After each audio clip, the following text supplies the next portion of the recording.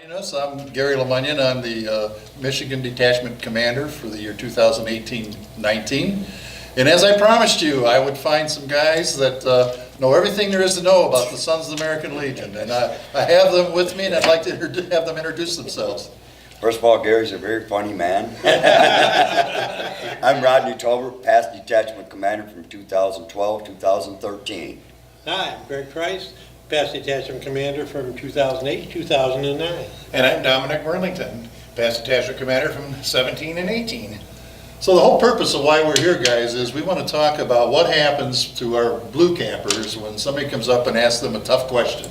So we're going to try to see if we can't give them some ideas on how to answer the questions that maybe you wish nobody would ever ask you. So let's start right from the beginning. Dominic, why should I join the Sons of the American Legion? Well, a good start to that is why did I and what got me involved. And actually, it was through my grandfather's service that I was honored to become a member of the Sons of the American Legion. I was invited to become a member of our squadron many moons ago, and during that membership I found out what we were about, the things that we do for the veterans, things we do for the community, the fundraisers that we have. The wonderful thing is even the social part of it has just been, us guys right here, we're just, what a wonderful group. We get along well. It's the comradeship too, but it's what we do and what we stand for, and that's why I joined. Greg, could you talk about what we do that's important, why we need them as members? Well, primarily, we support the veterans programs, and we support our veterans as well as our community. So what we can do, we have things like child welfare that we do have fundraisers. Hopefully we'll get into that. But there's just things that you can do. Pride. When I march in a parade, I love to wear something from the Sons of the American Legion to let the people know I'm proud of my father's legacy. And predominantly, obviously, what we do is support the American Legion and what's important to them. And I'm going to shock you here a little bit because I didn't tell you I was going to ask you this question. Rodney, I didn't tell anybody I was going to ask you this question, so I'm sorry if I'm putting you on the spot. But we're there to support what's important to the American Legion, and it's based on 4 pillars. Correct, sir. And those are? And a friend of mine has told me it's Navy, national security, Americanism, Children and youth. children and youth, And Veterans Affairs. That's 5 pillars. The A&R. That's 5 pillars, counting the Navy. So anyway, my dad was in the Navy, so I guess I can second that motion. But we're talking to an Army guy, and I'd tell you what Army means, but I'm not allowed to criticize the military, so somebody else is going to have to tell you about that. So, all right, so now we've decided that what we do about getting new members, and what they say, why should I join? But now you're talking to an American Legion member who qualifies to be a son. And he says, why should I be a dual member, Greg? Yeah. Well, under Rodney, if I may. Sure. Rodney served in the Army, as you said, and he was a munitions expert while serving. And when he wanted to join the American Legion, his dates did not go in line. So even though he was a veteran, he could not join the American Legion. Right. So he came and joined the Sons, okay, because of his legacy, and what an asset he has been to us. He came up and he's been the past Detachment Commander. He went up on a national level. He's been tremendously an asset to Michigan. So thank you for your service. And I'm not supposed to say this, but I'm going to say it on camera that he is likely to be our next national chaplain. So I can honestly say I've had a couple beers with the chaplain. Pretty cool. I want to tell him this too, Gary. A good friend of mine who's a member of my squadron was an American Legion member when he joined the post. And I said, well, can you become a son? And his father served, so he could. And his name was Keith, and he said, and nobody's never asked me before to join the Sons, and I was the first one to do it, so he joined. And he's found out that we do, the same things that the American Legion does. He's become an integral part of our program. He's honoring his father for his service, and he's right there involved in all the things we do for the veterans and the 4 pillars, if you will. Yes. That's why he was a member of the American Legion. That's why he wanted to join us. He's also honoring his ancestors' legacy That's why we say being dual is being cool. That's right. And for me, that's a big key, is because honestly, we're honoring our veterans, but our veterans probably should honor their fathers, and that's their legacy. And that's why we were founded, and we talked about that, I think, why the Sons were founded. One thing that, as you mentioned, in the past, we've always had the grandfather, the father, stepfather, whatever. We have to realize now that there's a lot of ladies that are veterans. That's right. Absolutely. So please, if join under your mom, under your grandmother, okay? Come on out, we're looking for you guys. Okay, so Rodney, my squadron's doing great. We're doing wonderful. We get along great with our Legion. We love our auxiliary. Everything is wonderful. Why should I go to a district meeting, and why do we need district officers? Well, first of all, to go to a district meeting, sometimes it's a go-between the detachment and your squadron. You'll get more out of your district meeting for what's happening in detachment, and then you can take it back to your squadron and explain to them, this is what's happening at detachment, and I've learned this at my district meeting. And again, like you said, it's also camaraderie. It's just fantastic. Oh, yeah, and it's a good intermediary, I guess, between the two, the squadron and the detachment, too, to find out what's going on. I mean, yeah, they can perform great functions. The squadron has a question, go to the district. Ask somebody there, ask one of the officers there. If they don't know, they'll go to detachment. But that it's another resource to use, for you to develop your squadron and whatnot. Yeah, another good thing is going to the district meeting is like your squadron puts on a lot of car shows.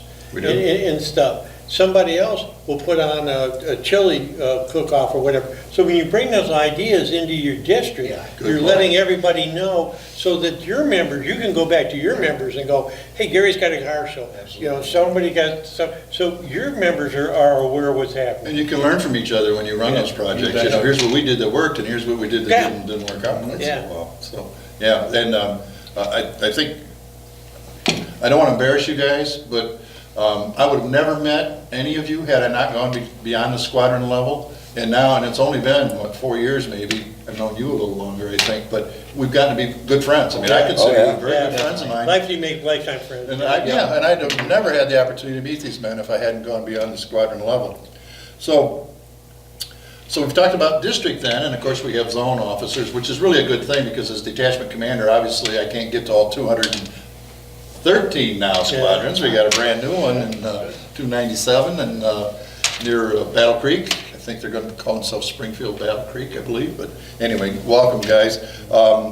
So we've gone past the detachment commander, and we have these zone commanders. Why should I go to a DEC meeting, which is, of course, a statewide meeting that we have 3 times a year, plus our state convention, which is, there's 4 of them basically. Why should we go to those? Because I got to drive a long ways, and I might even have to pay for a hotel room. Why would I do that? Surprisingly, is a lot of the information when we're at the DEC, Rodney will get up and talk about homeless veterans and tell me something that to the crowd, but I take it personally, about things I didn't know about the veterans, places that they go, things that they need, and he'll go all the way across state to help somebody, So it's just things like that you're not going to learn, but when you get here, you're going, oh my God, I didn't know that, or hey, I didn't know that they could go here, or somebody that you can donate if you have clothing or whatever, a place that you can take it. Right, and you got to remember that the DEC meetings are where we conduct business between conventions. Okay, I heard it once asked, and I addressed this question back when I was Commander 2. We had a member come into the DEC meeting and said, "Well, why should I come to these?" I said, "I can't. What I say doesn't mean anything. I can't." I can't vote, I can't do this. No, you can't, okay? That's just the way that the thing is structured. But your voice means a lot.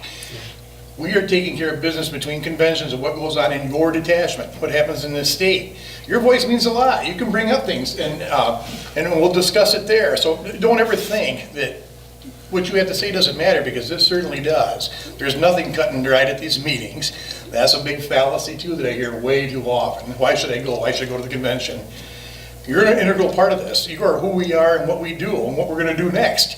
If you want to see something brought up that we should be addressing, there's a place to do it then. Your voice counts. I can't overemphasize this, but the squadron belongs to the Blue Cappers, the district belongs to the Blue Cappers, the detachment belongs to the Blue That's Cappers. correct. We're just helping, that's all. Yep. And the nicest part about that, the DEC meeting is run like your squadron meeting. If you want to make a motion, write it out, come up and speak, and then the detachment commander, the thing will bring it out, Yes. and you'll be a part of that vote, what's happening in your state. So you're a very important person at that meeting. Yeah, in terms of learning how to run a meeting, if, for you squadron commanders that have to run a meeting, and I think I've said repeatedly, you don't have to be perfect, you are gonna make mistakes, and the evidence of that is if you come watch me run a DEC meeting, you'll know that you can make mistakes. It happens regularly, right? And also, you know, when you pay your dues, that money comes to the detachment, you know, and the detachment, we love spending your money. You better tell us how to do it, because we'll spend it in ways you might not like, so come and help us to tell us what to do. Yeah.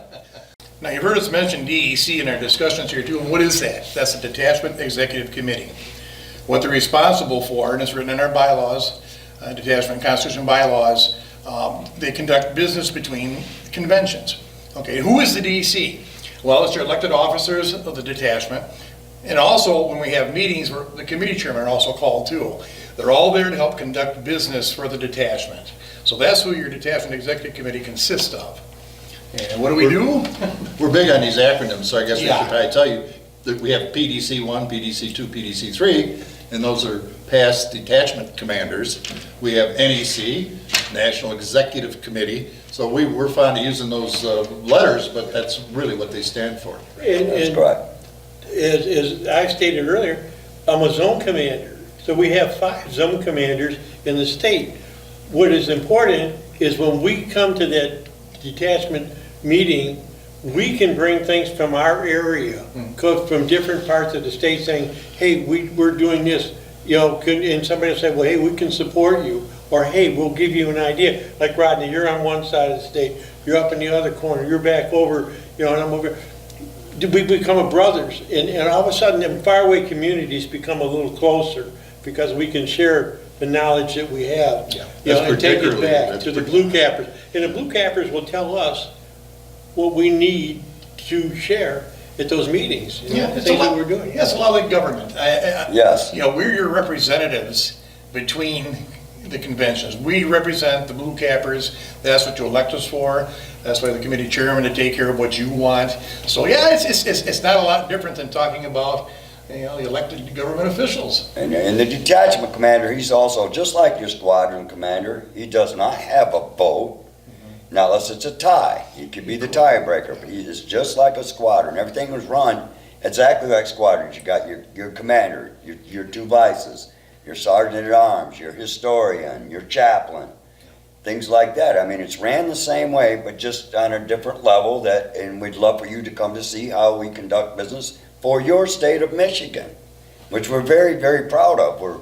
We're well known nationally, and the more we have there to help us lead the state, the better off we would be. I have heard some very inspiring speeches from some dignitaries that come in, like Madam President, National Auxiliary President. Yes. She has said some things to me that'll stay with me the rest of my life. And we talk about Jeff Frayne a lot. Yes. Jeff has said things to me. Jeff was our past national commander for the Sons of American Legion. He said things to me that I will never forget. So there's a lot of that you're exposed to. Yes. Yeah, you know, you look like our convention. We have a rifle shoot here, a rifle shoot, and we've had national commanders come here and say, this is the first state I've ever been to that had that. Even though it's a program, you know, and they get to qualify, and a couple of them won trophies that they got to take back with them, so. You know, and the detachment of Michigan is so proud when our girls beat them too, isn't it? Okay, well, guys, thanks for joining us. It's been a wonderful discussion, and I know these are difficult questions and some that I wrestled with, and I appreciate you enlightening us. Thank you very much. Thank you, Commander. Thanks for joining us.